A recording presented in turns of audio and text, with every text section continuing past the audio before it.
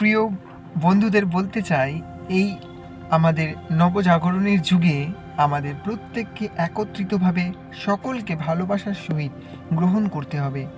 কারণ দ্বন্দ্ব আমাদের মধ্যে যদি থাকে তাহলে আমরা কখনোই একত্রিত হতে পারবো না।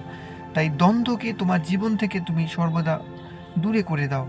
কারোর প্রতি দ্বন্দ্ব করো না, সকলকে প্রেম করো এবং সকলকে ভালোবাসো বন্ধুরা।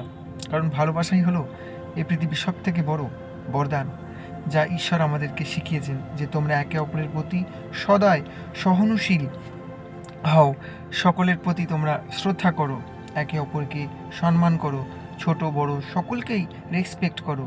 You everybody each and love, you respect to all people. সব বন্ধুরা, আমি এসে গেছি, তোমাদের প্রিয় ছোট্ট ভাই ডেভিড। জয় যিশু, আর সর্বদা তোমরা যিশুর বাক্য পড়ো এবং অধ্যয়ন করো। আর আমার যেহেতু সামনে একটু পরীক্ষা আছে, যার কারণে আমি একটু ব্যস্তর মধ্যে আছি, আর আমার জন্য প্রার্থনা করো।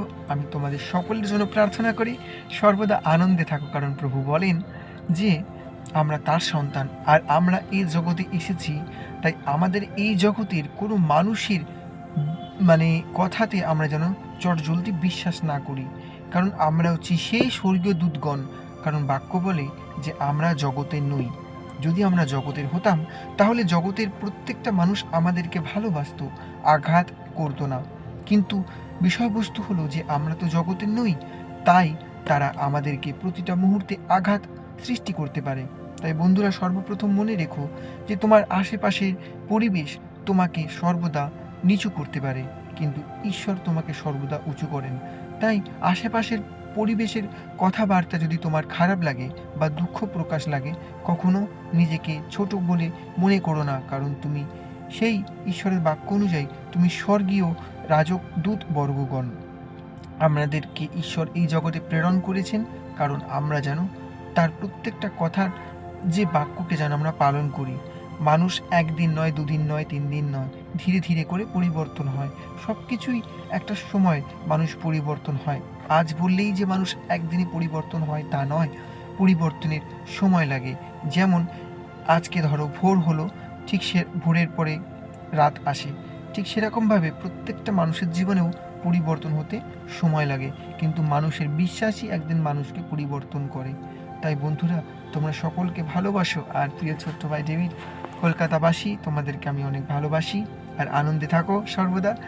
তোমাদের এই প্রিয় ছোট্ট ভাই তোমাদের জন্য অনেক খোঁজ করবে, ভালোবাসবে। কারণ আমি তোমাদেরকে অনেক মিস করেছি। এই কটা দিন আমি বাড়িতে ছিলাম, একদম 4টে দেওয়াল বদ্ধের মধ্যে, অসুস্থতার কারণে। তো আমি আজকে অনেক দিন পর বেরিয়েছি কাজে।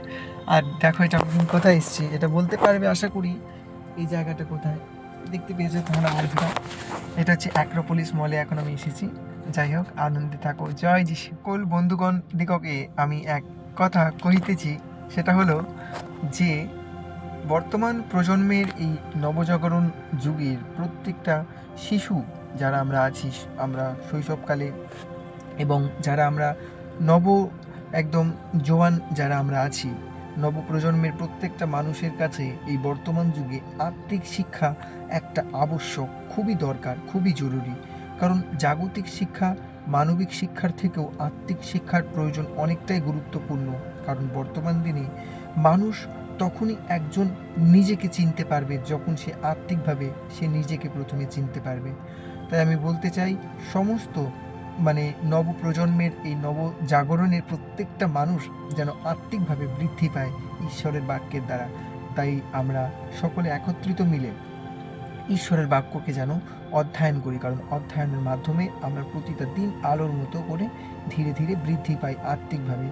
এবং আত্মিকভাবে যখন আমরা বৃদ্ধি পাবো বন্ধুরা, তখন আমরা জাগতিক যে শিক্ষা সেটাকে জানতে পারবো। আজকের বর্তমান দিনে মানুষের মধ্যে যে মানবিকতা যে জিনিসটা, সেটা হারিয়ে গেছে। তারা একে অপরকে সম্মান করতে শিখছে না।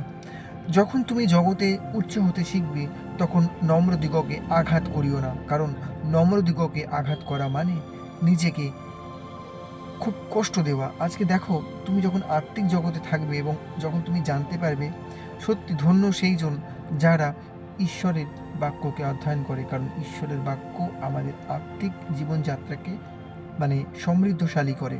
তাই আত্মিকভাবে আগে বেড়ে ওঠো, তারপরে তুমি মানব জগতের যে জাগতিক শিক্ষাকে তুমি গ্রহণ করতে পারবে এবং চিনতে পারবে। তাই আসুন সকলে মিলে আত্মিক জগতের শিক্ষাকে গ্রহণ করি। জয় যিশু। বন্ধুরা, যখন আমি ঈশ্বরের সহিত তোমাদের সাথে কথাবার্তা যে আলোচনাগুলো করি, আমি অনেক আনন্দিত হই এবং তোমরা সেই কথাগুলো, ঈশ্বরের বাক্যগুলো গ্রহণ করো। সত্যি ধন্য সেইজন যাহারা কর্ণপাত করে ঈশ্বরের বাক্যতে, কারণ বাক্য বলে যে মনুষ্য কেবল রুটিতে নয় কিন্তু ঈশ্বরের বাক্যতে জীবিত থাকিবে। আমিন।